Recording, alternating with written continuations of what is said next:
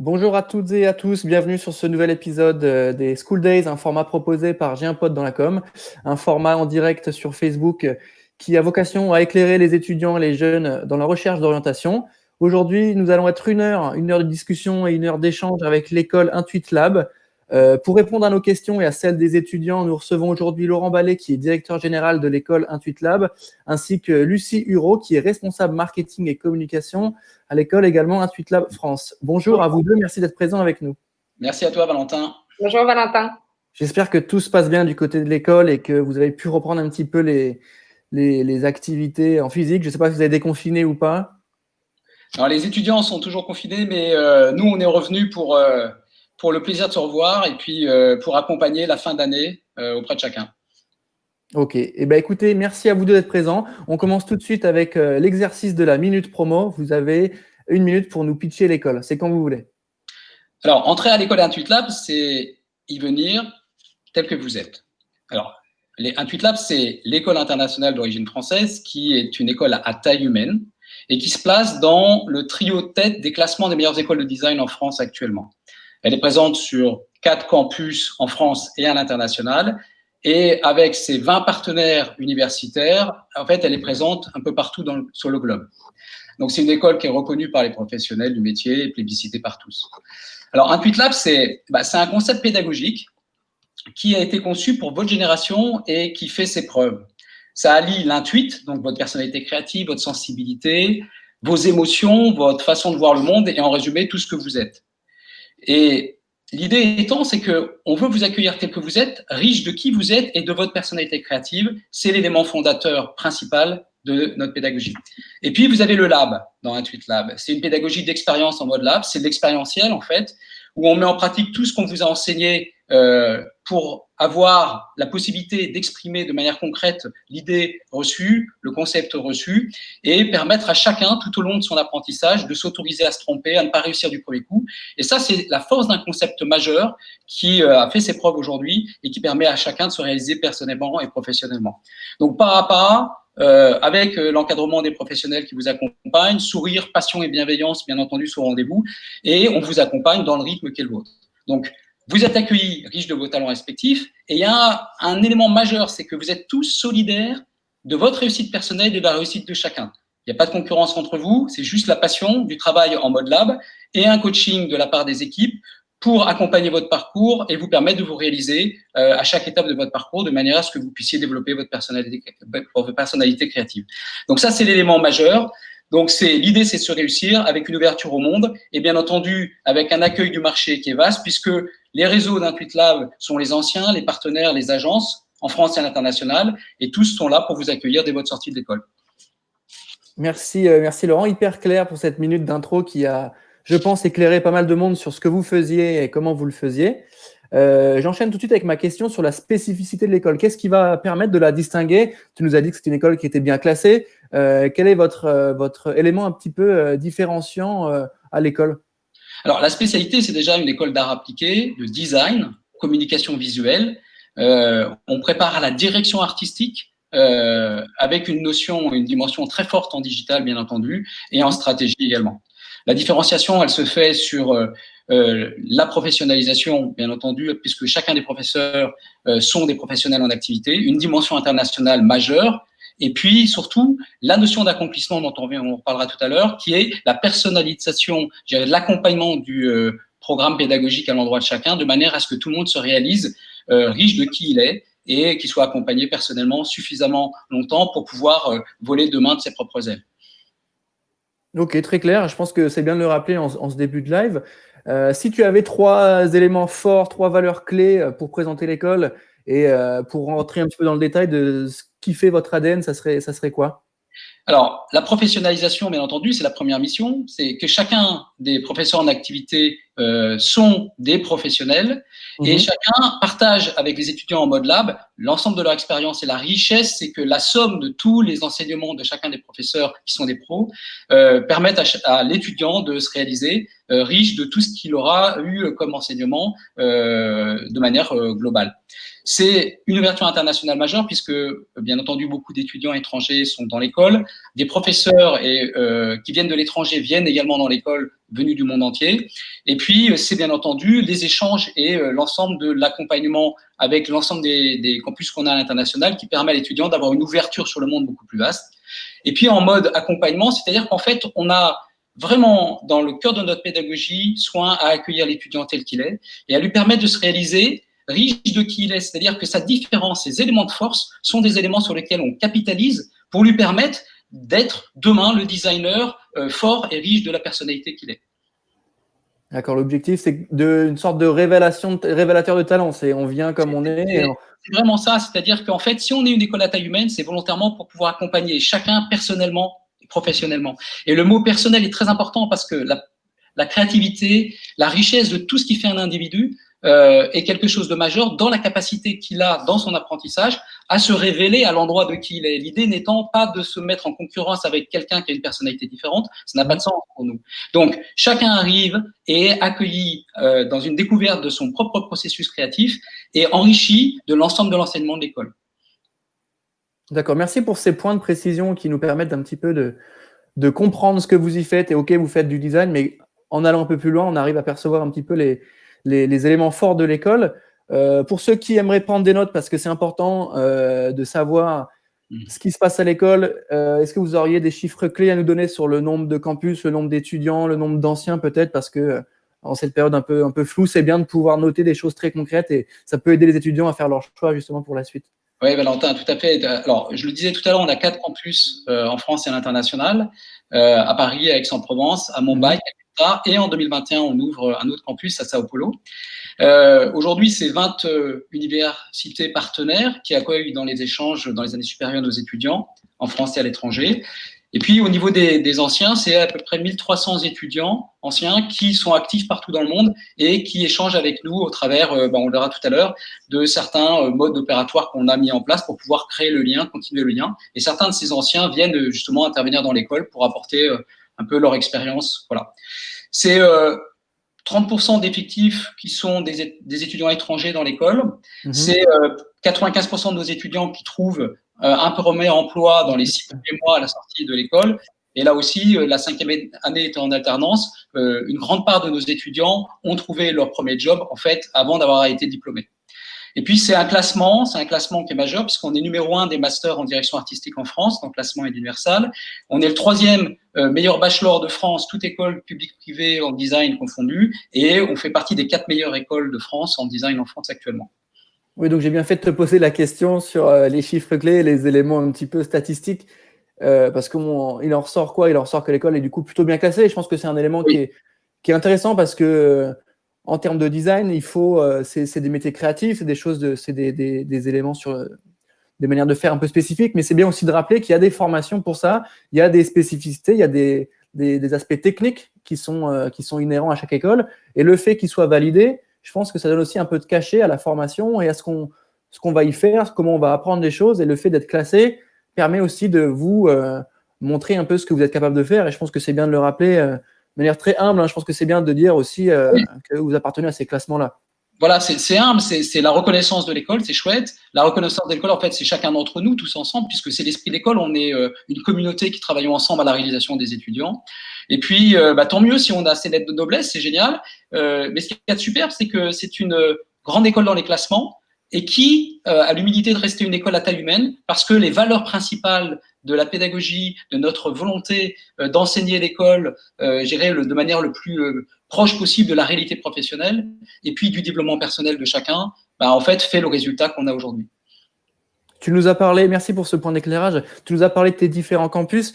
Tu peux nous détailler un petit peu ce que vous y faites, s'il y a des spécificités à l'étranger, parce que voilà, Paris, Aix-en-Provence, Mumbai, Kokalta, c'est quand même assez inédit pour une école de design de s'exporter comme ça. C'est quoi la raison de tout ça? Est-ce que tu peux un petit peu nous préciser l'inspiration que vous avez eue? Alors, on va partager peut-être la réponse avec Lucie. La première étape, c'est que les cofondateurs sont des designers, donc des vrais acteurs du métier. Et ce qui est très rare aussi aujourd'hui, c'est beaucoup d'écoles sont dirigées par des gens qui ne sont pas forcément du métier, ce qui est d'un TweetLab, puisque un TweetLab est une école cofondée par des designers et des académiciens.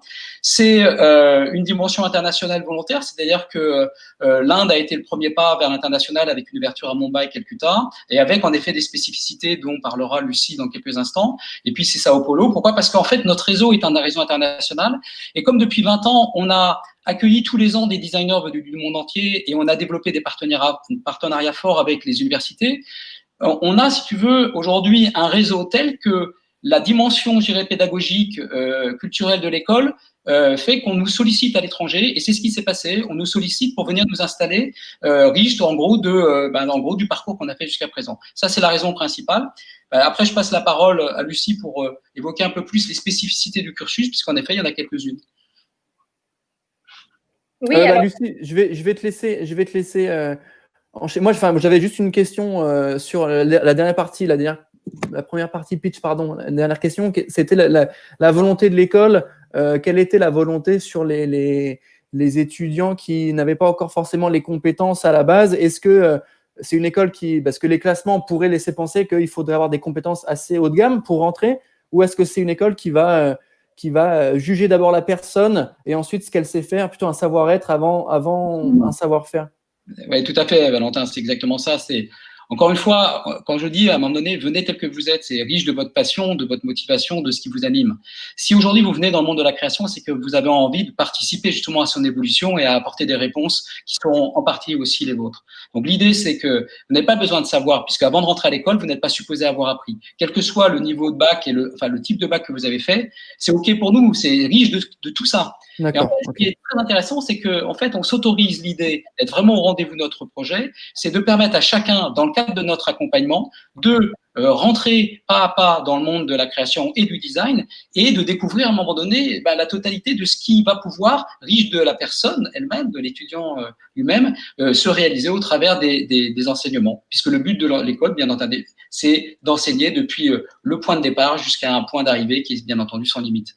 Ok, merci pour ce point de précision, Laurent. Ça me permet du coup de faire ma transition sur la partie numéro 2, qui est la partie formation, partie durant laquelle on va s'intéresser de manière un peu plus détaillée au cursus que vous proposez, TD, cours en amphi, hackathon, comment ça marche en fait d'étudier chez vous. Ma première question, elle va être sur les cursus que vous proposez. Est-ce que, très concrètement, il y a des choses en post-bac? Est-ce qu'avec un bac, l'année prochaine, je peux rentrer chez vous? Si oui, quel diplôme vous délivrez? Oui, alors nous, on a une formation post-bac qui s'appelle la classe préparatoire en arts appliqués. La seule condition pour y rentrer, c'est vraiment d'avoir validé un bac, quel qu'il soit, puisque cette formation s'adresse aux étudiants issus de toutes les filières et de tous les bacs, qu'ils soient généraux ou technologiques.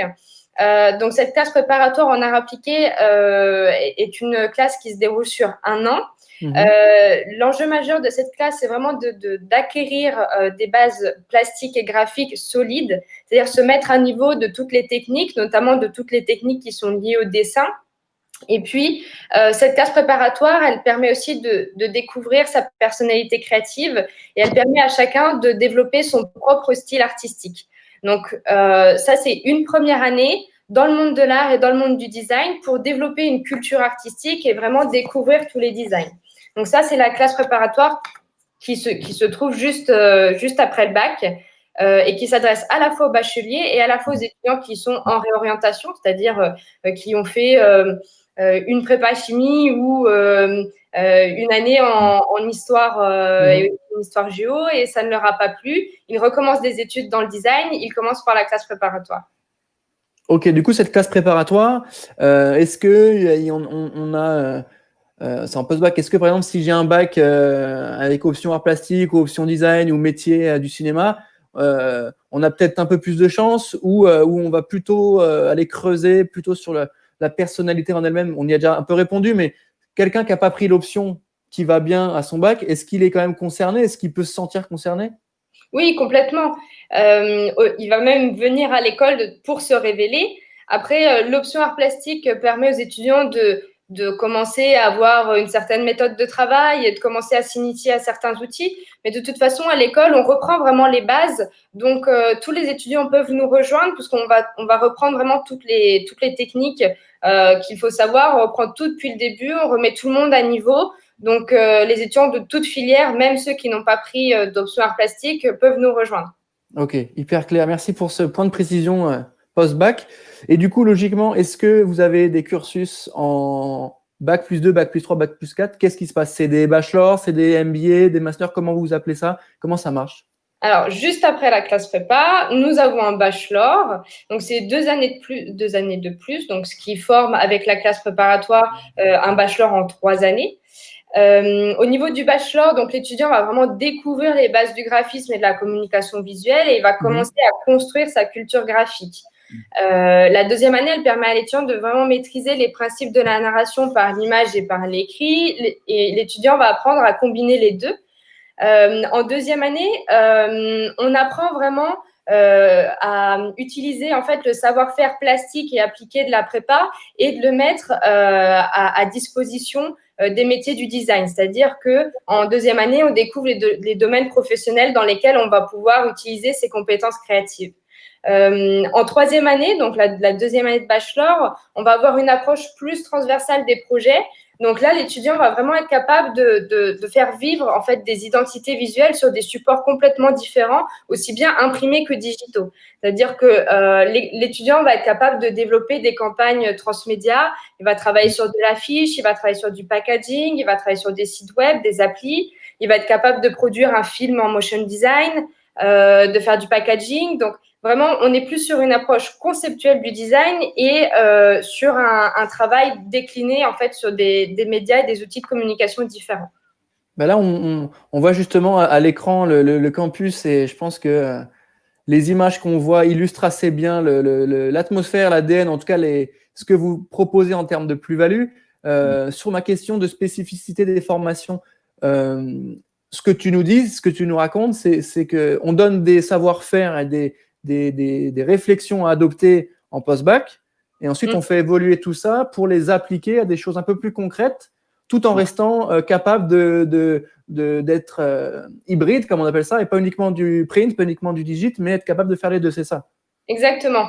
Donc en classe préparatoire, on est plus effectivement sur des enseignements qui sont plastiques. La classe préparatoire, il faut vraiment s'amuser parce que c'est une classe qui est 100% plastique. Donc il faut y aller, c'est les mains dans le cambouis, on y va, on touche à tout, on fait du dessin, on fait du volume, on fait de la couleur, de la créativité, de l'expression visuelle. Enfin, c'est vraiment très créatif. Et puis à partir de la deuxième année, de la troisième année, puis ensuite au niveau du master également, on va plutôt travailler sur des études de cas concrets et travailler sur des projets qui vont pouvoir être réalisés dans le réel. Par exemple, comment est-ce que j'utilise mon dessin pour faire une affiche? Comment est-ce que je crée une typographie pour une édition? Comment est-ce que je choisis les couleurs de mon packaging? Donc, on met vraiment en pratique ce qu'on a appris dès la classe préparatoire. On la met au service de quelque chose qui est plus professionnel et qui s'adresse à un client. Ok, hyper clair. Merci pour ce point de précision. Est-ce que Laurent, tu as quelque chose à rajouter sur les éléments de bachelor ou nous préciser quelque chose peut-être? Non, je pense que encore une fois, on a construit une pédagogie qu'on appelle de pédagogie ascensionnelle, ce qui fait que, en fait, au fur et à mesure des années, en fait, on revisite les éléments fondateurs sur lesquels on a démarré l'année, la prépa, qui permettent à chaque fois de le voir avec plus d'expérience, plus de recul, justement d'expérience et de lab. Et puis, au fur et à mesure des années, bien entendu, par l'expérience, finalement, on gagne en compétences. Et ces compétences, comme dans les années supérieures, on revisite d'une part des matières nouvelles et des compétences nouvelles qu'on acquiert, mais en parallèle de ça, simultanément, on revisite les premières sur des niveaux de compétences supérieures. Et ce qui fait que la somme de tout ça fait que finalement, c'est l'amélioration continue, c'est un apprentissage en continu avec beaucoup de bienveillance en principe, qui fait que en fait, je m'autorise, c'est ce que je disais tout à l'heure, à avancer avec rythme. C'est-à-dire le rythme qui est le mien me permet, dans le cadre de cette pédagogie ascensionnelle, pas à pas, de construire ma compétence à partir d'une part de l'enseignement global, mais également de qui je suis. Et ça permet de prendre le temps, sur le bachelor, d'arriver à la fin du bachelor en pleine maîtrise de l'ensemble des enseignements. Et du coup, oui, j'allais te relancer, Lucie, sur l'aspect master. Est-ce que tu peux nous préciser? En fait, j'ajoute aussi, c'est lié à la question du master, mais ça va aussi crescendo au niveau de la professionnalisation. Parce qu'en première année, c'est une année qui est entièrement à temps plein à l'école. À partir de la deuxième année, les étudiants commencent déjà à faire des stages. Donc, ça prouve que ce qu'ils apprennent à l'école sont directement applicables en entreprise dès la deuxième année. Il y a aussi des stages en troisième année. Et puis, ensuite, au niveau du master, là, la professionnalisation prend énormément de place puisque en quatrième année, ils ont la possibilité de faire des stages longue durée en France ou à l'étranger. Et en cinquième année, les étudiants sont en alternance, donc sous contrat de professionnalisation. Et là, ils sont 3 semaines en entreprise et 1 semaine à l'école par mois. Donc, ils sont plus en entreprise qu'à l'école. Donc, ça va aussi crescendo au niveau de la pédagogie et au niveau de la professionnalisation. D'accord, donc les éléments qu'on leur demande en cours et en apprentissage augmentent en termes pas de difficulté, mais on attend plus d'eux en fonction des années et en fonction de ce qui se passe aussi dans l'entreprise, c'est ça? Oui, alors au niveau du bachelor et du master, les changements que vont pouvoir voir les étudiants, c'est notamment au niveau stratégique, puisque plus ils vont monter dans les années et plus la partie stratégique va devenir importante, puisqu'au niveau du master, ils seront vraiment capables de comprendre et d'adapter leurs réponses créatives aux enjeux stratégiques des marques. Donc, ils vont être capables de proposer des solutions originales sur des supports de communication adaptés.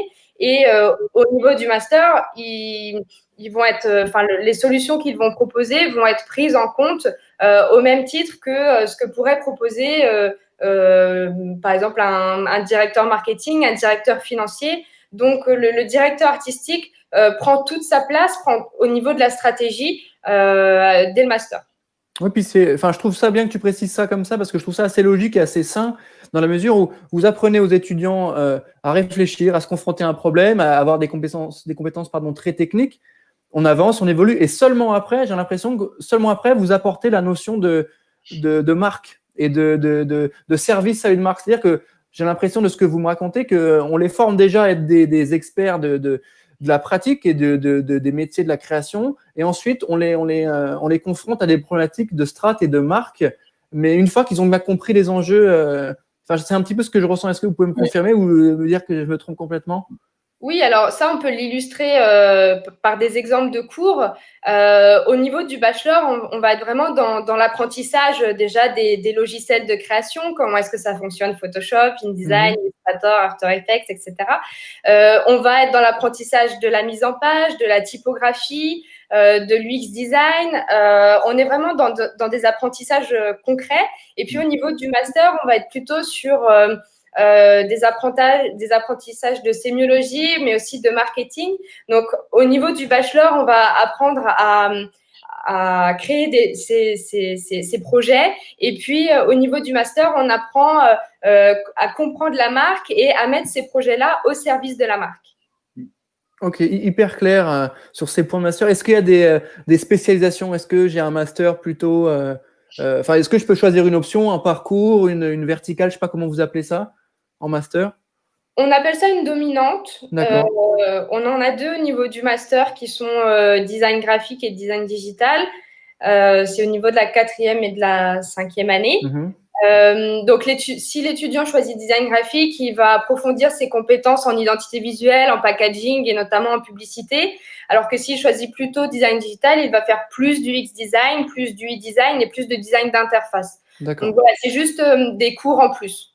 Okay. Voilà. Après, tu as 4 dominantes, tu as le sustainable design, le design de luxe, l'urban design et l'entertainment design avec du game art, qui sont des éléments d'acculturation à des métiers, à des univers métiers qui sont très porteurs et qui permettent à un étudiant d'avoir tout compris un petit peu de ce qui se joue comme enjeu en tant que directeur artistique dans cet univers et qui lui permet d'aller rejoindre au travers de ses stages, de son contrat de professionnalisation de 5e année et puis ensuite dans son embauche, ces univers s'il a un appétit particulier pour cet univers-là. D'accord, donc des dominantes en fonction des appétences et de découverte de ce qui pourrait nous plaire. Est-ce que il y a possibilité de bifurquer, de faire peut-être un M1 en design graphique et le M2 en direction artistique si on a vu qu'on évolue ou est-ce que vous avez déjà eu le cas d'étudiants qui changent, qui changent de voie entre les deux? Les passerelles sont complètement possibles puisque de toute façon, il y a un tronc commun. entre les dominantes ou entre les univers métiers dont parlait Laurent. Donc, les univers métiers, c'est dès le bachelor. Pour le coup, dès la 2e année, ils peuvent commencer à s'acculturer à des univers métiers. Et ils peuvent tout à fait changer d'univers ou de dominante pendant leur parcours. Il n'y a pas de souci. Ok, merci pour ces points de précision. Moi, j'ai une question très concrète qui revient beaucoup dans les esprits des étudiants. C'est l'alternance. Est-ce que vous faites de l'alternance? Tu m'as dit oui. Comment ça marche? C'est quel rythme? Est-ce que vous êtes un réseau entreprise? C'est quoi être alternant chez vous aujourd'hui? Alors, l'alternance chez nous se fait en Master 2, donc en 5e année. C'est un contrat de professionnalisation. Donc, qu'est-ce que ça veut dire? Ça veut dire que l'étudiant n'a plus son statut étudiant, mais a un statut salarié. Il est 3 semaines en entreprise et 1 semaine à l'école. Il ne paye plus de frais de scolarité puisque c'est l'entreprise qui prend en charge ses frais de scolarité et qui, en plus, est obligée de le rémunérer. Et l'étudiant bénéficie de tous les avantages que peut avoir un salarié. Mais du coup, il n'a plus de carte étudiant pour le cinéma, c'est ça que tu es en train de nous dire? Bon, on peut toujours s'arranger. Hein. On peut toujours s'arranger. Non, mais ok. Donc, c'est bien de ne pas avoir précisé cet élément de contrat. Est-ce que tu peux nous développer la partie entreprise? Est-ce que vous avez des anciens qui viennent donner des jobs? Comment ça marche l'alternance? Alors, tout à fait, si tu veux, la totalité des réseaux, en fait, professeurs sont des acteurs professionnels qui sont en agence. Ouais. Et puis, tu as l'ensemble des réseaux partenaires qui viennent soutenir, et puis l'ensemble des alumni qui sont l'ensemble des anciens qui travaillent en agence en France et à l'international et qui sollicitent tous les ans, parce qu'ils connaissent bien l'école et ils apprécient le niveau des étudiants. Chaque année, ils sollicitent les étudiants, et ce qui fait qu'en fait, 100% en fait, de nos étudiants sont placés en fait en agence, dans le choix aussi de l'agence qui correspond à leur ADN, à ce qu'ils sont, ce qui est quelque chose de très important parce que bien sûr, mais trouver un stage qui correspond et un contrat de professionnalisation qui correspond à qui je suis, c'est mieux, et c'est surtout ça l'enjeu en fait pour nous. Et ce qui fait que en fait chacun est naturellement sollicité au travers d'une plateforme qui est mise en place ici à l'école. Ok, merci pour ce point alternance. Je pense qu'il est essentiel.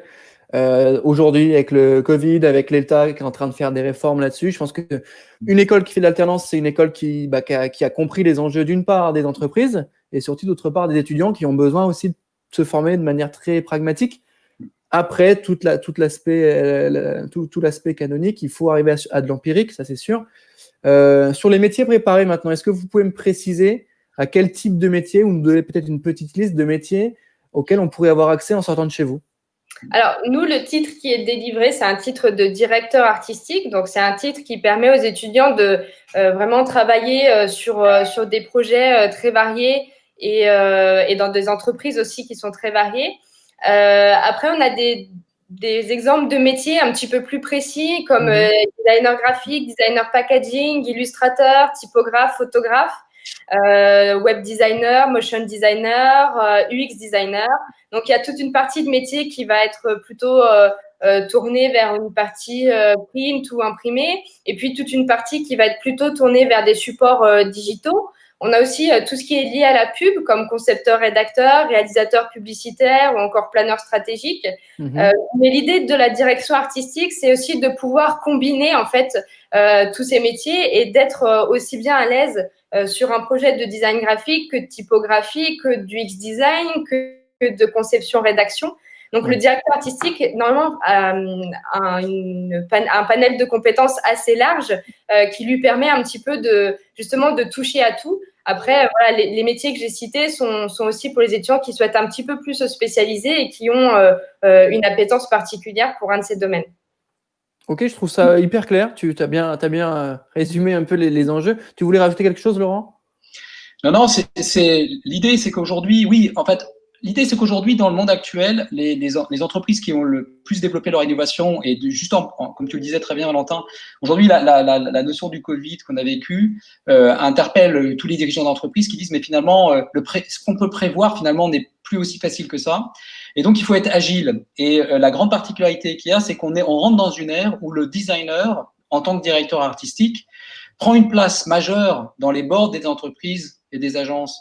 Et en fait, l'idée de ce processus créatif, qui est un mode de pensée, une intelligence qu'on enseigne, qui s'éduque et qui s'apprend par à pas au cours des années, fait que quand j'arrive au niveau du master, je suis capable à un moment donné d'accompagner un dirigeant d'entreprise et d'autres dirigeants, comme le disait tout à l'heure Lucie, des directeurs marketing, financiers, commerciaux, directeurs généraux, etc., dans l'évolution de sa proposition de valeur en tant que marque à l'endroit de ses clients, son marché, etc. Donc, ça, c'est une chance majeure, c'est que l'agilité de la manière de penser et créer du designer est un élément qui aujourd'hui commence à prendre une place considérable dans le monde entier, dans toutes les grandes directions d'entreprise. Ça me fait penser à ce que tu me dis au design thinking, par exemple, c'est cette manière d'apporter l'esprit un peu créativité, design à des choses très concrètes de solutions, de strat, de marketing que les managers et les décisionnaires ont et qui à la base est un élément de designer, en tout cas un élément pour les équipes créatives. Et je trouve que tu as bien précisé les enjeux aujourd'hui, hein. Même les entreprises se reposent beaucoup de questions avec la période. Et c'est vrai que tout l'élément design peut apporter des vraies solutions et c'est bien de le préciser. C'est bien d'apporter ça et pas de dire uniquement le design, c'est de la pub, c'est les agences. Et non, ça serait très réducteur de dire ça. Et je pense que, comme tu l'as dit, hein, il faut ouvrir un maximum. Et je vais te poser une question juste après qui va te permettre peut-être de nous éclairer là-dessus. On passe à notre troisième partie qui est la partie vie à l'école où on va s'intéresser un petit peu aux projets extrascolaires, au type de cours qu'on pourrait avoir et au type d'intervenants qu'on pourrait avoir également dans votre école. Ma première question, elle est très simple. Elle fait un petit peu écho à ce qu'on vient de dire, mais pour un étudiant qui a envie d'aller dans le design et dans la com, à qui on dit la com, le design, c'est bouché. Qu'est-ce que tu veux lui répondre à cet étudiant-là? Ce que je viens de te dire, c'est que la com, c'est beaucoup de choses, mais le design dans la communication est en plein essor, en plein développement. Et quand tu regardes en fait toutes les grandes boîtes du monde entier qui se développent avec des nouvelles applications, des nouvelles solutions, beaucoup d'UX, donc d'expérientiel, puisqu'aujourd'hui on est dans une génération où l'expérience compte avant toute chose.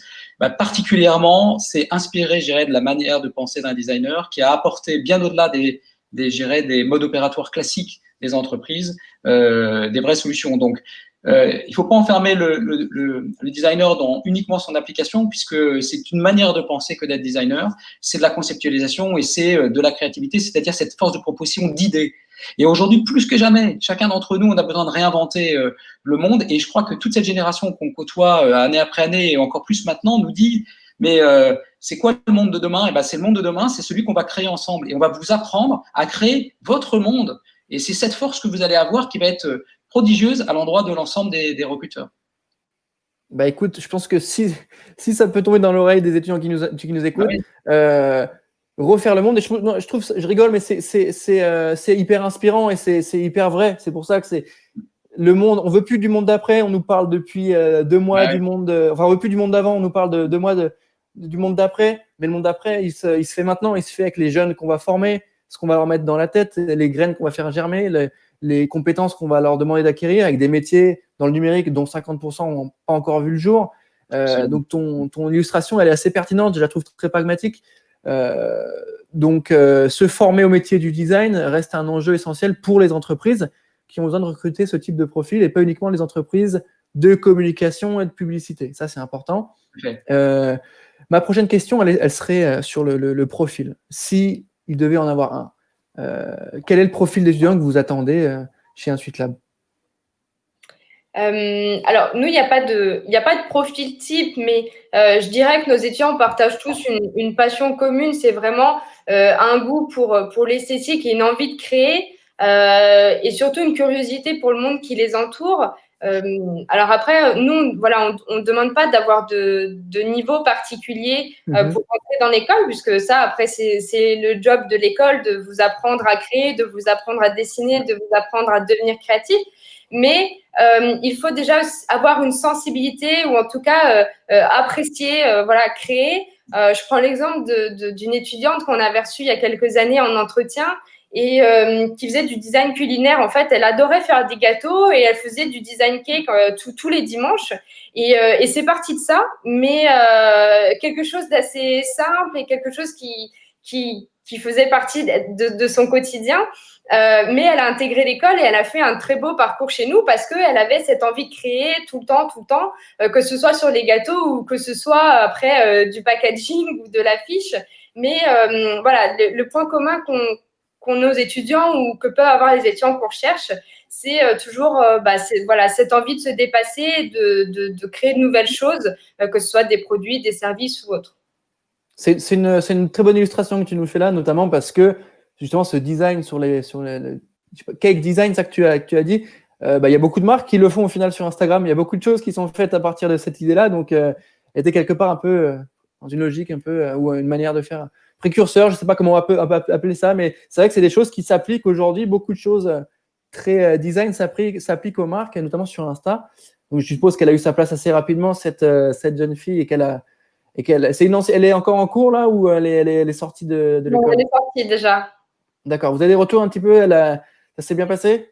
Vous savez? Oui. Ouais. Ok. La plupart de nos étudiants choisissent la direction artistique, donc je pense que maintenant elle a une palette assez large et elle réserve le cake design à ses samedis et à ses dimanches. Ok. J'aime bien cette expression cake design parce qu'en fait ça rassemble tout ce qu'on aime, la création et manger. Donc c'est quand même beau. Je vais m'intéresser maintenant avec vous au projet des étudiants, c'est-à-dire quel type de projet ils vont avoir à l'école, comment sont les cours. Tu m'as parlé de Photoshop, Illustrator. Hein, qu'est-ce qu'il y a de peut-être plus spécifique? Est-ce qu'il y a des hackathons, des compétitions? Est-ce qu'il y a des vrais clients qui viennent pitcher? Comment ça marche en fait d'être étudiant chez vous? Alors, en première année, l'étudiant produit plutôt des projets qui vont être plastiques et appliqués. Donc, il va travailler avec différents outils, il va travailler avec différentes matières, c'est-à-dire que il passe de l'encre de Chine à la peinture, à l'acrylique. Il se teste un petit peu sur tous les outils et sur toutes les matières. Et puis, plus il va avancer dans le cursus chez nous et plus il va commencer à travailler sur ordinateur. Donc, il apprend les différents logiciels de création. Après, les étudiants travaillent sous forme de projet. Donc, les professeurs leur donnent un brief. Les étudiants bénéficient d'un accompagnement vraiment personnalisé des profs. Ils sont combien par classe? Excuse-moi, juste pour alors, ils sont entre 25 et 30 élèves par classe. Oui, ok. Ouais. Sur un cours, le prof a largement le temps de voir chaque étudiant et de le challenger sur son projet. Un projet peut durer plusieurs semaines, comme il peut durer une semaine. On a plusieurs semaines projet dans l'année. Sur les semaines projet, on aime bien combiner les promotions. Donc, par exemple, en décembre, on organise une semaine projet dans lesquelles on mélange les élèves de première, de deuxième et de troisième année. Comme ça permet aussi, première année, de se projeter dans les années supérieures. Aux vacances de Pâques, on a une semaine projet où on mélange nos étudiants internationaux et nos étudiants français. Donc voilà, on a des semaines comme ça qui viennent rythmer l'année.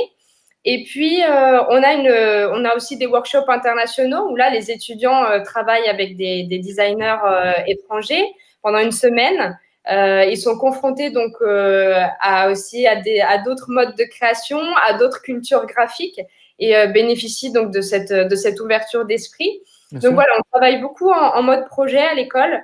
Ce sont des projets qui peuvent être plus ou moins longs et qui peuvent aussi mélanger différentes classes. Merci pour ces points de précision. Je pense que c'est bien de le rappeler parce que c'est les métiers où il faut mettre, comme tu l'as dit, mettre les mains dedans. Et c'est vrai que dans des énormes classes à la chaîne, c'est pas évident parce que ce qu'on a beaucoup vu depuis le début des School Days, c'est que pour les écoles créa, ce qui fait qu'un étudiant réussit, c'est un étudiant qui se trompe quand même au début et qui améliore ça. Et je pense que, comme tu l'as dit, comme vous l'avez dit, le fait d'accompagner permet justement de prendre du temps un par un parce que c'est des choses très théoriques sur la manière de faire et dont sur Photoshop, il y a des choses très concrètes, hein, mais il faut avoir quelqu'un qui, je pense, vous accompagne là-dessus. C'est des groupes de 30, en tout cas des classes de 30, vous m'avez dit. Moi, j'ai une question qui m'est venue, c'est-à-dire les campus à l'étranger. Comme tu l'as dit, avoir un lien avec l'étranger, ça te permet de t'ouvrir l'esprit en termes d'habitude, parce qu'on ne fait pas pareil en France qu'au UK, alors que c'est très près. Coca et sa strat design communiquent pas pareil en France qu'en Asie, etc. Pourquoi vous avez choisi ces pays-là en tout cas, pourquoi vous n'avez pas un campus en Espagne, en Angleterre ou aux US? Enfin, c'est des questions que je pose, mais je pense que peut-être qu'il y avait une volonté de garder les liens avec ces pays-là ou pourquoi ces pays en question? Alors, peut-être que ça va venir, hein. Peut-être que demain, on aura un campus en Espagne, en Oui. Allemagne ou autre. C'est en projet, peut-être. Mais non, par rapport à nos campus indiens, c'est venu justement d'un workshop international. On avait invité plusieurs designers indiens une année. Et en fait, c'est par ces contacts qu'on a gardés avec eux qu'on a pu ouvrir plusieurs écoles en Inde.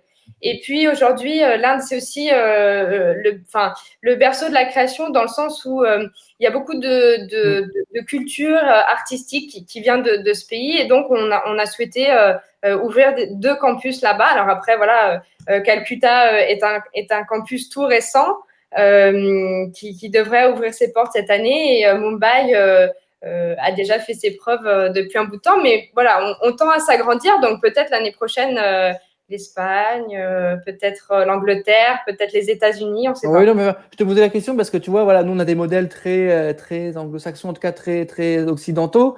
C'est pas la même manière de faire à l'étranger. Est-ce que si je suis étudiant en M1 chez vous, je peux aller faire un M2 là-bas ou à partir de quand est-ce que je peux bouger déjà entre mes 2 années et comment ça marche? Parce que ça, c'est une vraie question. Quand on joue à des campus à l'étranger de mon école, j'ai quand même un petit peu envie d'aller y mettre les pieds, ne serait-ce que 6 mois ou une demi-année. J'ai envie de bouger quand même, je pense. Alors, nous, au niveau du master, donc on organise des échanges universitaires. Donc, comme Laurent l'a dit, on a 20 universités partenaires dans le monde qui sont vraiment aux quatre coins du globe, parce qu'on a l'Argentine, on a l'Équateur, on a la Pologne, le Canada, on a le Chili, on a le Mexique. Enfin, on a vraiment des pays. Qu'est-ce que vous n'avez pas en fait? La vraie question, c'est qu'est-ce que vous n'avez pas en termes de partenariat? C'est plutôt ça. Non, on a encore de quoi faire.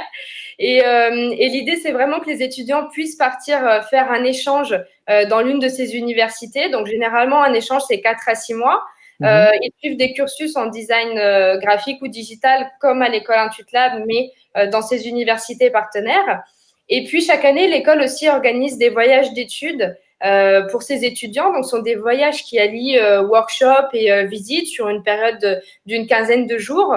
Et on a déjà, par exemple, organisé des voyages d'études au Mexique, en Chine ou à Mumbai, puisqu'on organise pas mal d'échanges entre nos campus. Et d'ailleurs, nos étudiants ont la possibilité effectivement de faire une partie de leur cursus sur le campus indien. Donc, ça peut être à l'occasion juste d'un voyage d'études ou alors même d'une année entière. Ok, donc je pense que c'est un élément assez fort, cette présence à l'international. Est-ce que tu peux peut-être me préciser un tout petit peu pour terminer ce point-là, les semaines workshop, comment ça marche? C'est-à-dire, vous sélectionnez les étudiants, c'est sur le volontariat ou c'est toute la classe qui part et ça dure matin cours, après-midi visite? Comment ça marche? Parce que ça, pour le coup, ça peut vraiment peser dans la balance d'un étudiant qui veut choisir son école de design. Alors après, chaque voyage d'études est différent. Généralement, ce sont des voyages qu'on construit avec nos partenaires à l'étranger, justement. Donc, ils sont encadrés par des universités sur place aussi. Donc, ils ont la possibilité de participer à des workshops dans les universités qui nous accueillent. Donc, il y a quand même un temps pédagogique qui se fait sur l'ensemble du voyage. Et puis après, selon le pays, des visites sont organisées, donc soit avec l'équipe de l'université, soit avec des étudiants même de l'université, ou alors du temps libre qui est proposé aux étudiants sur place. Ok, ça je pense que c'est assez intéressant dans la mesure où ça donne accès au savoir-faire de l'école, à Paris ou dans les autres campus, mais ça donne aussi accès à plein d'autres choses via l'école. Et je pense que pour des métiers du design et de la création, c'est un argument assez fort pour une école d'avoir ces possibilités-là. Donc, merci de nous le préciser, Lucie. Moi, je vais essayer de m'attarder sur la question maintenant de l'alternance et de l'accompagnement. On a dit qu'il y avait de l'alternance sur un certain rythme, avec des partenariats avec les entreprises. Comment vous accompagnez les étudiants là-dessus? Est-ce qu'il y a un bureau d'études entreprise? Je ne sais pas comment vous l'appelez. Est-ce qu'il y a du coaching à l'année? Comment vous jouez un rôle, vous, dans la recherche d'alternance pour les jeunes? Alors, nous, que ce soit pour les stages longs ou l'alternance, on accompagne les étudiants dans leur recherche puisqu'on souhaite vraiment que chaque étudiant intègre une entreprise ou un domaine d'activité qui soit totalement en adéquation avec son projet professionnel.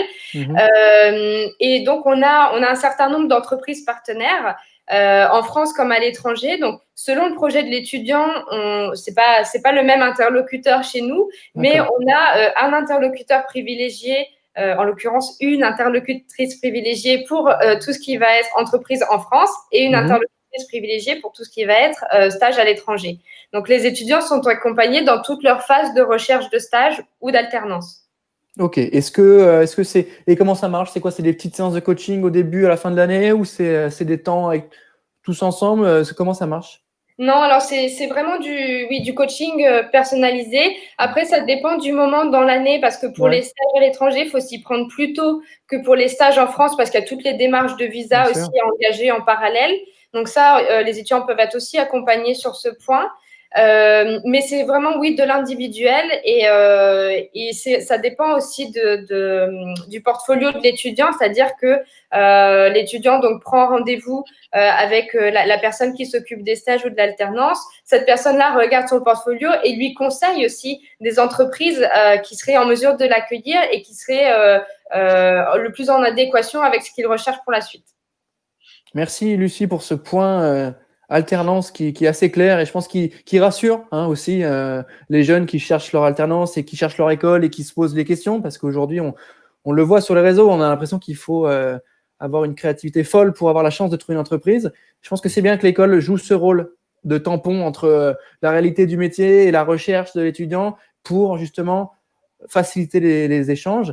Ma question d'après, elle va être très concrète, elle va être sur les chiffres de CDI. Combien de personnes, d'anciens étudiants, trouvent un CDI en sortant de l'école? Alors, chez nous, 95% des étudiants qui sont diplômés trouvent un emploi dans les 6 mois qui suivent leur diplomation et trouvent un emploi aussi en adéquation avec les études qu'ils ont suivies surtout, parce que ça, c'est très important. Ouais. C'est-à-dire que 95% de ces personnes trouvent un CDI en tant que directeur artistique. Oui, et pas des choses à défaut. Ok, ça c'est bien. Exactement. C'est l'aspect quali-quanti qui est bien de préciser. C'est des jobs, ok, ils trouvent des jobs, mais qui leur correspond et qui correspond à ce qu'ils ont fait. C'est intéressant de le souligner. Est-ce que tu as une idée du salaire, une fourchette du salaire auquel ils peuvent prétendre? Oui, alors la moyenne, elle se situe autour de 30 000 euros par an en général. C'est à peu près le chiffre qu'on donne pour notre sortie de diplôme. Ok, est-ce que tu peux me parler maintenant pour terminer cette partie du taux de réussite, si tu as des infos là-dessus? Alors, au niveau du taux de réussite, on est à peu près à 98% de réussite, sachant au niveau du diplôme, nous, c'est pas un concours, c'est pas comme un BTS ou ce genre de choses. Donc, c'est vraiment la réussite de son année, voire même des 2 dernières années, parce que le master est en 2 ans. Donc en master, on va comptabiliser déjà la note de l'alternance. On va aussi comptabiliser la note des séminaires passés à l'école. Donc quand les étudiants sont à l'école, ils travaillent sur des cas prospectifs généralement sous l'égide de marques qui viennent les briefer sur ces sujets. Donc voilà, on prend aussi en compte ces notes. Et puis il y a un petit mémoire à réaliser. Donc nous, on appelle ça un Brand Design Project, donc un BDP. L'étudiant travaille sur ce mémoire pendant toute l'année de Master 2. Le but, c'est vraiment de prendre une marque, donc plutôt à dimension internationale, et puis de la projeter dans les 10 années qui viennent, donc de la réinventer complètement. C'est fait en français, ça, ou c'est en anglais? Oui, non, c'est fait en français, mais ça peut aussi être en anglais pour certains étudiants internationaux qui sont plus à l'aise en anglais. Okay. Donc, on comptabilise ces 3 notes-là pour la validation de l'année. Ok, d'accord. Très, très clair. Question technique. On peut partir à l'étranger. Est-ce que vous accueillez des étudiants étrangers? Est-ce qu'il y a des étudiants qui viennent d'ailleurs, qui peuvent compléter vos classes et du coup les animer, les rendre un peu plus, qu'il y ait un petit peu plus d'émulation? Est-ce que vous faites ça? Oui, tout à fait. Alors, nous, on envoie des étudiants en échange dans des universités partenaires. Donc, elles nous envoient aussi des étudiants qui viennent passer généralement un semestre ou un an chez nous. Donc, cette année, par exemple, on a eu pas mal d'étudiants qui venaient du Canada. Et puis, on a aussi des échanges avec nos campus indiens, parce que nous, on peut leur envoyer des étudiants, mais eux aussi peuvent nous envoyer des étudiants. Notamment, quand c'est le moment des workshops internationaux, on a une dizaine ou une quinzaine d'étudiants indiens qui viennent participer à cette semaine d'émulsion créative. Et puis, on a une classe à l'école qui s'appelle la classe Français et Création et qui n'est composée que d'étudiants internationaux et qui viennent apprendre la création à la française et le français. La création à la française. J'aime bien cette expression qui peut lécher, la création à la française, parce que c'est vrai qu'on peut se targuer d'avoir pas mal d'artistes plutôt connus en France sur tous ces sujets-là. Donc, je pense que la France inspire les étudiants étrangers. Je pense que c'est bien de les accueillir pour des classes un petit peu plus, un peu plus hybrides, un peu plus différenciantes, et il peut se passer des belles choses avec eux, je pense. Moi, je vais enchaîner tout de suite avec ma partie 4, qui est la partie admission, à savoir comment est-ce qu'on fait pour entrer chez vous, le dossier, le concours, comment ça marche. Donc, première question très concrète. Comment on rentre chez vous déjà? Est-ce que il y a un concours? Est-ce que c'est sur dossier? Est-ce que c'est les deux? Comment ça marche? Laurent, je vais te laisser répondre. Écoute, venir déjà, alors on prend rendez-vous bien entendu, soit différent par le site web, soit directement en appelant l'école ou en passant. L'idée, c'est quoi? C'est que c'est un entretien, c'est une rencontre en fait. Tu vois, l'idée, c'est ce qu'on disait, c'est en tout cas pour la prépa, c'est viens tel que tu es, et puis tu viens riche de tout ce que tu as fait déjà, et de toute ta passion, ta motivation, ce qui te caractérise. L'idée, c'est de faire connaissance ensemble à l'occasion de cet entretien, qui est un élément de rencontre en fait entre l'école, qui est fait que d'êtres humains bien entendu, et nous, et puis l'étudiant et son projet. Et l'idée étant de faire en sorte qu'on s'assure que le projet qui est celui que propose l'école à l'étudiant et l'attente de l'étudiant rencontre bien les mêmes intérêts, les mêmes objectifs, et qu'on puisse voir en fait toute la motivation et tout ce qui caractérise en fait le feu du cœur qui anime l'étudiant qui vient nous voir, parce que c'est avant tout une histoire de passion, de motivation, de volonté de se projeter sur la possibilité demain de refaire le monde, puisqu'on a aussi une activité entrepreneurship qui se développe et qui fait qu'on accompagne des étudiants à la réalisation de leur start-up ou de leur agence. Donc, c'est vraiment une rencontre sur la personnalité déjà, avec son book, ses travaux, ses réalisations, ses photos, enfin tout ce qu'il a déjà réalisé. Et l'idée étant, c'est de partir, je dirais, de tout ça, pouvoir sentir à un moment donné comment on va pouvoir accompagner l'étudiant. Il faut vraiment qu'il vienne tel qu'il est. C'est riche de ce qu'il est, de qui il est, et j'ai une expression qui est systématiquement la même, c'est même pas peur, puisqu'il n'y a pas d'enjeu autre que faire une belle rencontre pour partager sur un projet, et après on décide de faire ce voyage ensemble. Pour les années supérieures, c'est de venir avec son book, ses travaux, ses réalisations, et là on a une évaluation un petit peu pour s'assurer que ce avec quoi l'étudiant vient, en gros, correspond au niveau attendu, pour nous assurer que l'ensemble du programme qu'on va lui proposer lui permet de le réussir. Je crois que tout le monde l'a compris, et tu le vois bien, Valentin. L'idée étant, c'est de permettre la réalisation de chacun. Et donc, notre enjeu à nous, c'est de nous assurer que tout ce qui caractérise l'étudiant tel qu'il arrive, on se projette suffisamment bien avec lui dans la capacité à l'accompagner, et à l'accompagner à l'endroit de qui il est, de sa réalisation. Ok, très clair sur l'aspect vraiment échange et accompagnement pour l'entretien.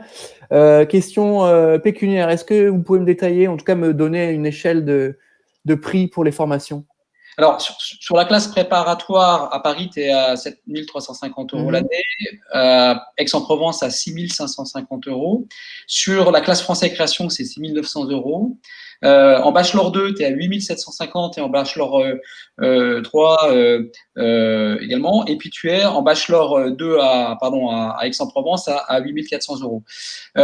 Sur le bachelor 3, 8 750 à Paris et 8 400 € à Aix-en-Provence. Et sur le Master 4, tu es à 8 900 €, et le Master 5, il est pris en charge par l'entreprise, puisque tu es en professionnalisation. La bonne nouvelle dans tout le système, c'est que, en fait, comme tu as ta 5e année qui est prise en charge au niveau des frais de scolarité par l'agence qui t'emploie, et que tu es rémunéré, en fait, ce dont on s'est aperçu, c'est que le niveau de rémunération de l'étudiant permet rétroactivement de payer la 4e année. Donc, en fait, tu as 5 années à l'école, et en fait, tu en payes réellement 3 in fine. D'accord, donc ça, je pense que c'est bien, ça rassure aussi les étudiants qui nous suivent. Ils ne savent pas forcément où est-ce qu'ils veulent aller. C'est des éléments qui peuvent les aider dans leur prise de décision. Tout à fait. Date limite d'inscription, est-ce que tu as un calendrier pour la rentrée prochaine sur les dates d'inscription? Est-ce qu'il y a une deadline pour rentrer chez vous? Alors, les deadlines aujourd'hui sont positionnés sur cet été, mais du fait de la réalité du Covid et cette réalité-là qui nous a un peu contraints, on a reporté un petit peu les moments d'admission, notamment sur la dimension internationale, pour permettre justement à l'ensemble des étudiants qui sont inscrits depuis l'international de bien nous rejoindre. Donc, on s'autorise, je dirais, une souplesse sur le mois de septembre pour quelques dates inscrits, mais en fait, c'est pas tant ça, c'est plus le fait qu'il reste très peu de place dans l'école de disponible. Et c'est surtout ça qui est l'enjeu. C'est si aujourd'hui je me reconnais dans les valeurs que propose Intuitlab et dans le projet, dans le parcours, dans cette atmosphère dans laquelle en fait je viens pas à l'école pour entre guillemets en suer, je viens à l'école parce que c'est un moment où je vais partager énormément de choses pour me réaliser et me réussir professionnellement. Si tout ça fait sens pour moi étudiant, oui, donc il faut que je prenne mes décisions relativement rapidement. Et en effet, comme on reste une école à taille humaine, et c'est ça l'élément clé, c'est que on souhaite rester autour de 25-30 étudiants maximum par classe pour pouvoir avoir la chance de pouvoir accompagner chacun des étudiants dans son apprentissage. Donc, il reste peu de place. Donc, c'est surtout ça la réalité de la réponse. Et puis, la réalité de la période qu'on passe fait que ça va se jouer en fait cet été, quoi. D'accord. Donc, cet été, deadline pour cet été pour rentrer à Intuitlab. Ma dernière partie est la suivante. C'est la partie questions-réponses où on va prendre 5 minutes pour répondre aux questions qu'on se serait posées, que les étudiants nous ont envoyées depuis le début de la semaine en DM, en message privé, sur des choses à la fois très techniques, à la fois plus larges qu'on aurait déjà abordées, mais pour ceux qui nous rejoignent en fin de live, ça peut être l'occasion de reprendre ces éléments-là. Question, est-ce que vous avez un chiffre sur les anciens? Combien vous avez d'alumni? 1300 étudiants. En fait, sur l'ensemble de la planète, on est en fait dans la réalité à 1750 étudiants, mais on compte 1300 étudiants qui ont fait l'ensemble du cursus jusqu'au master. Ok. C'est un réseau quand même assez intéressant. Je pense qu'ils peuvent avoir un lien avec vous. Est-ce qu'ils reviennent donner des cours? Est-ce qu'ils viennent donner des briefs, des stages, des jobs? Oui. Comment ça marche? Mais oui, c'est l'enjeu. C'est ça ce qui est génial, si tu veux. C'est que, comme on est une école à taille humaine, il y a un lien très communautaire qui s'est tissé entre nous. Et donc, en fait, les étudiants reviennent soit à un moment donné, pour certains, faire une conférence, puisqu'ils ont eu des success stories. Et c'est ça ce qui est super, c'est qu'ils viennent partager sur leur success story, sur la manière dont ils ont vécu leur rentrée et leur premier pas dans le monde professionnel, et puis leur réalisation. Et c'est également dans les jurés, parce qu'on challenge les étudiants sur des jurés professionnels qui viennent les aider à se préparer à leur diplôme. Et donc, beaucoup d'anciens participent à cet exercice de venir challenger un petit peu nos étudiants dans cette démarche. Mais c'est également une communauté qui, en fait, notamment grâce au Slack récemment, est animée. Et en fait, on leur propose, depuis maintenant 2 ans, puisqu'on a créé Intuitlab pour les professionnels également, on leur propose en fait un concept qui est vraiment l'esprit communautaire de l'école. C'est en gros, c'est l'école tout au long de la vie, c'est-à-dire qu'ils peuvent venir monter en compétences bien au-delà, je dirais, de leur expérience. Tu vois, ils ont fait 5 ans à l'école, ils ont 3, 4 ans, 5 ans, 10 ans d'expérience, ils ont besoin de monter en compétences sur pas mal de sujets. Et en fait, on leur permet de manière hyper privilégiée de venir continuer à se former. Ce qui fait que ça fait une communauté et un lien qui finalement est toujours dans l'idée de l'humilité qui est celle de l'école. C'est j'accepte l'idée de ne pas tout savoir maintenant, et à partir du moment où j'accepte de ne pas tout savoir, je continue à apprendre et à me réaliser, quoi. Ouais, absolument. Et puis c'est quand on choisit une école, on choisit un réseau, on choisit une manière de faire, une manière de vivre. Et c'est bien de le préciser aussi pour ceux qui nous suivent. Est-ce que tu peux nous préciser peut-être les éléments liés à un parcours? C'est-à-dire, on y a déjà peut-être répondu en amont, mais là, c'est le temps d'y répondre encore une fois. Quel parcours il faut avoir? Admettons, je prends l'exemple très concret. Je veux venir faire une 3e année chez vous en design. J'ai fait un DUT GEA en sciences de l'entreprise. Est-ce que j'ai une chance? Sachant que je fais un peu de photos et que j'aime bien, je fais un peu de montage, je m'amuse avec des bouts de film et je fais des montages vidéo. Voilà. Est-ce que j'ai une chance ou pas en 3e année? Ici. Alors, non, en fait, nous faisons des admissions parallèles, donc il est vraiment possible d'intégrer la 3e année, mais à condition d'avoir validé un bac+2 en art appliqué ou en design ou en communication visuelle. Il faut que ce soit en lien avec ce qu'on pratique, nous, ici à l'école. D'accord, ok. Un DUT GEA qui n'a aucun lien avec la pratique artistique, on aura tendance à proposer à l'étudiant d'intégrer plutôt la classe préparatoire. Ok, donc en post-bac, peu importe le bac, c'est ouvert, on reçoit les dossiers, on échange. À partir du bac+3, il y a quand même une étude très sérieuse des compétences et des acquis. Et s'ils ne sont pas en rendez-vous, on redirige vers la classe prépa, c'est ça? Oui, alors selon le niveau de l'étudiant, on redirige, effectivement. Ok, d'accord. Très très clair, je pense que c'est bien de le préciser. Quel âge? Est-ce qu'il y a une deadline sur l'âge pour entrer chez vous? Non, il n'y a pas d'âge pour créer. Non, il n'y a pas d'âge. Il n'y a pas d'âge. On a des étudiants tu vois, on a des étudiants qui ont 17 ans, qui ont 18 ans, et puis on a des étudiants qui ont 40 ans. Ça nous est arrivé plusieurs fois d'avoir des des gens qui ont voulu réengager même une reconversion. Alors, on l'a vécu beaucoup chez Intuit Lab, et puis on le vit également dans la formation Intuit Lab pour les professionnels également, qui fait que finalement, on accompagne, je dirais, le retour à ce monde de la création. Donc, pas d'âge. Pas d'âge, ok. Ben c'est bien parce que je pense que c'est un vrai sujet aussi. On a déjà fait 3 ans sur on s'est trompé de cursus, on pense qu'on est trop vieux. Je pense que c'est bien de rappeler que non, on peut, si on échange avec l'équipe pédagogique et qu'on trouve le bon format, je pense qu'on peut aussi trouver le moyen d'intégrer l'école si ça match, effectivement.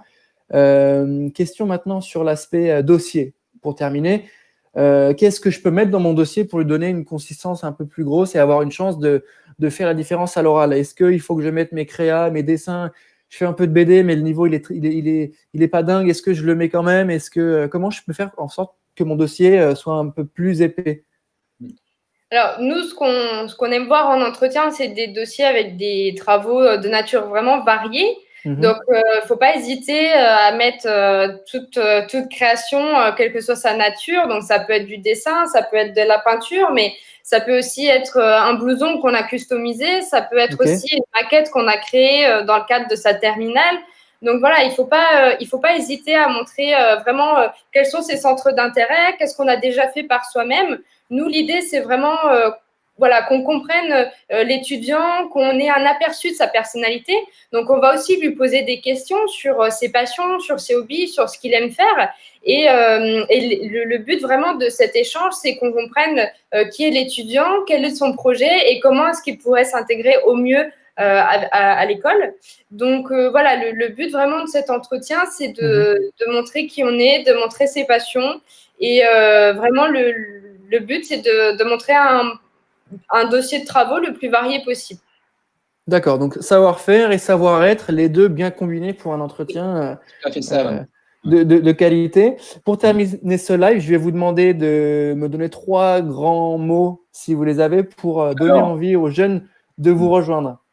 Alors, taille humaine, parce qu'il y a le mot humain et que notre métier, en fait, c'est le développement de chacun, des étudiants. Bien sûr, vous l'avez compris, multiculturel, puisqu'on est complètement worldwide et on est ouvert au monde entier. Et le monde entier est à l'école, en réalité. Et puis, reconnu par les professionnels, bien sûr, puisque la finalité étant que l'ensemble du réseau des professionnels qui accueillent les étudiants en Intuit, en gros, se régale, je dirais, du niveau et de la compétence de chacun. Ok, je pense que c'est… Est-ce que Lucie, tu as peut-être quelque chose à rajouter? Non, je rejoins Laurent sur l'aspect humain, l'aspect international et l'aspect professionnalisant. Ok, très clair. Je pense qu'avec 7 heures de live, on aura su faire le tour de toutes les problématiques liées à l'école, au recrutement, à son ADN et à ses valeurs fortes. À l'écran, vous pouvez retrouver toutes les infos sur l'école Intuit Lab, les renseignements pour les admissions en fonction des campus, le site internet, les mails et les numéros de téléphone. N'hésitez pas à nous envoyer les questions, nous on pourra leur transmettre. Et aussi, contactez-les directement sur LinkedIn, Twitter, Instagram, leur mail directement. La deadline, on le rappelle, c'est jusque fin été. En tout cas, tant que les classes ont une petite place pour vous, il y aura possibilité d'entretien, a priori. N'hésitez pas à les contacter, à prendre contact avec eux, ne serait-ce que pour demander une brochure ou avoir un peu plus d'informations. Je pense que l'équipe a hâte de vous recevoir, notamment en sortie de confinement. Merci à vous deux d'avoir été avec nous pour ce School Day spécial Intuit Lab. Je vous remercie, je vous souhaite bonne chance pour la suite et je vous dis très belle soirée. Merci à chacun. Merci à vous. Merci à vous deux, bonne soirée. Ciao.